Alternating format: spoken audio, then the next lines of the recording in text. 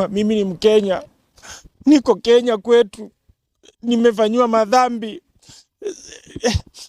So sikutaka kuongea kwa sababu naona hakuna mtu mwenye ambaye anaweza nielewa. Naona watu wamecreate perception kwamba mimi ni mgaidi, na hii nyumba nimekuwa nikiishi, nguo zangu ziko hapo, viti zangu ziko vitanda, nalala mahali naishi, na post videos ukiangalia kwa social media zangu ni mahali nimekuwa nikiishi. Lakini kwa sababu ya ugaidi watu wamenifanyia madhambi yote. Mimi hakuna kitu naweza fanya. Mimi sikuona baba yangu. Mimi ni yatima.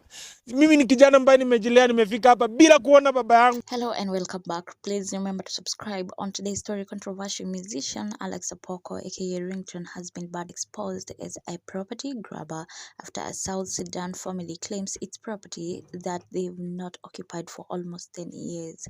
On an interview with Mungai Eve, the foreigner revealed that when he came to Kenya to bring his sick brother for treatment, he decided to go and check the house, and only to be denied access by the caretaker. Apparently, on 21st July, that was on Friday, when the South Sudan owner accessed the property in absence of a Ringtone, Ringtone decided to hire a gun from Kawangware who came to attack them armed with weapons like machete and stones, and were creating all kind of chaos and noise in the estate, only to attract the authority, and therefore the police came and arrested Apoko and his goons.